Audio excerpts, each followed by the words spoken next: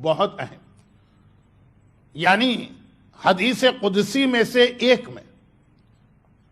پروردگار کا یہ ارشاد بھی ہے کہ سارا سال میرا بندہ دعا کرنے کے بعد یہ انتظار کرتا ہے کہ میں اس کی حاجت پوری کروں، اور یہ رمضان کی کچھ راتیں میں انتظار کرتا ہوں کہ ہے کوئی مجھ سے مانگنے والا جو مجھ سے مانگے، میں اس وقت ہر دعا کرنے والے کی ہر دعا قبول کروں گا۔ ان میں سے ایک افطار کا موقع، ماہ مبارک رمضان کا بہت گہرا یا بہت کلوز قسم کا ایک ریلیشن یا کنیکشن حج سے۔ قرآن میں بھی سورہ بقرہ میں جہاں روزے کی آیتیں آئیں، یا ایھا الذین آمنوا کتب علیکم الصیام کما کتب سے لے کے آخر تک، جہاں روزے کا بیان مکمل ہوا اس کے فوراً بعد حج کا بیان شروع ہوا۔ ایک دو آیتیں یا ایک دو ٹاپک بیچ میں آ گئے ہیں، لیکن روزے کے بعد حج کا ذکر آیا۔ اور اسی طرح سے دعائے افتتاح کے ساتھ جو چھوٹی دعائیں آپ پڑھتے ہیں، جو روزانہ پڑھنے والی دعا، اس میں بھی خصوصیت کے ساتھ آپ اللہ سے رمضان میں روزے تو آپ کو مل رہے ہیں، اب حج بیت اللہ کی اسپیشل دعا کرتے۔ اور آخری رمضان، آخری رات، جس کے بارے میں ایک خاص روایت پڑھی جاتی ہے کہ امام نے فرمایا کہ جو رمضان میں اپنے آپ کو معاف نہ کروا سکا اور جہنم سے آزادی نہیں ملی، اب اس کے پاس سال میں کوئی چانس نہیں ہے سوائے ایک کے کہ وہ عرفات کے میدان میں حج کے دوران پہنچ جائے۔ تو رمضان کے فوراً بعد حج ہے، لیکن ایک ایسی حدیث جو خیر بہت معتبر تو نہیں، اتھینٹک حدیث نہیں،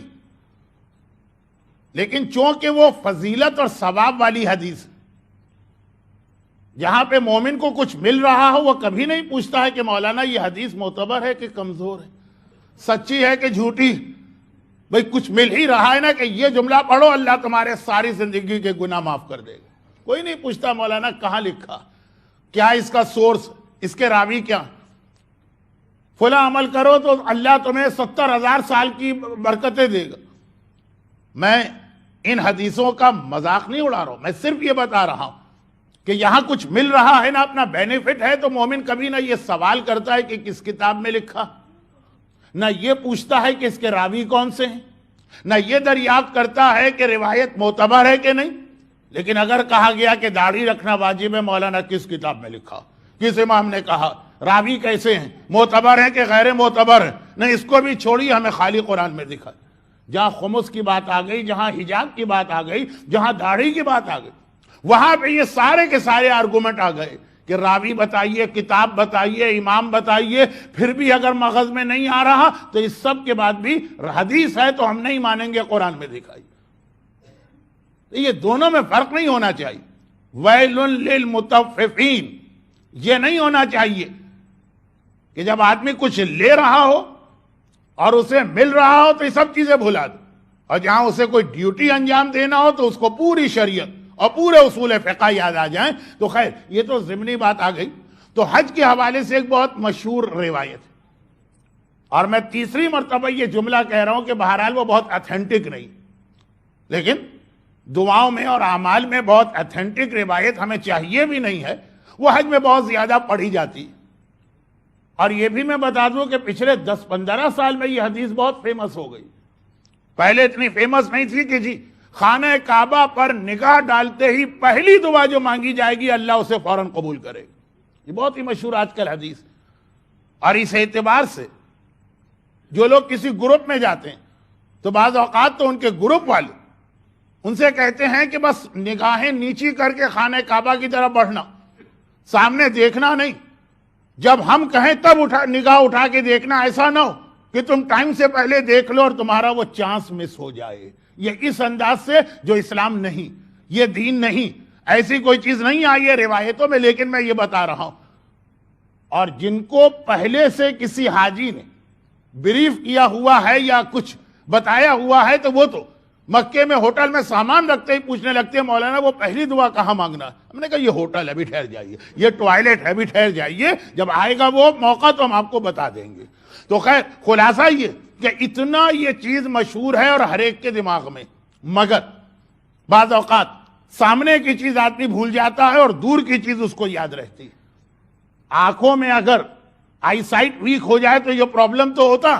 لیکن انسان کی عقل تو کمزور نہیں ہونا چاہیے۔ یہی روایت حج سے زیادہ اتھینٹک ہے روزے کے بارے میں۔ حج خانہ کعبہ پہ، میں خانہ کعبہ کا مذاق نہیں اڑا رہا ہوں، نعوذ باللہ اس کی اہمیت کم نہیں کر رہا ہوں، وہاں کی دعا کی فضیلت کو کم نہیں کر رہا ہوں، بلکہ میں نے تو وہ جو ابھی ایک بات کہی کہ یہ حدیث ذرا ویک، تو اس سے اتھینٹک حدیث بھی خانہ کعبہ کے بارے میں بار بار پڑھی، لیکن چونکہ ٹائم نہیں ہے، کل بھی لوگوں کو کمپلین ہو گئی ہوگی کہ 10 منٹ میں نے زیادہ ٹائم لے لیا تو میں چھوڑ دیتا ہوں۔ لیکن حج چند خوش قسمت لوگوں کو موقع ملتا ہے وہاں جانے کا، اس سے زیادہ بہترین موقع بالکل وہی حدیث کہ جب روزے کے افطار کا وقت آتا، یہ ایسا وقت ہے کہ بندہ مومن اس وقت کھجور اپنے پیٹ میں لے جانے سے پہلے جو دعا مانگے گا اللہ اس کی دعا کو فوراً قبول کرے گا، یہ اللہ کا وعدہ۔ خانہ کعبہ پہ پہلی نگاہ پڑتے ہی آپ کی دعا قبول، اور افطار کے موقع پہ کھجور یعنی پورے دن کے فاقے کے بعد پہلی غذا اپنے پیٹ میں لے جانے سے پہلے جو دعا مانگیں گے، دونوں کے لیے سیم حدیث ہے،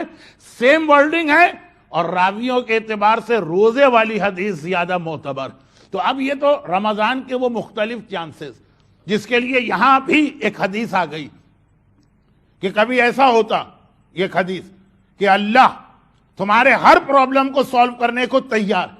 لیکن جو اللہ نے اس کا طریقہ رکھا ہے، جو اس کا ٹائم رکھا ہے، وہ تم نے مس کر دیا، اور سارا سال اب تم رو گے۔ رمضان اب اگلے ہی سال آئے گا، اس سے پہلے نہیں آ سکتا۔ سارا سال رونے والا،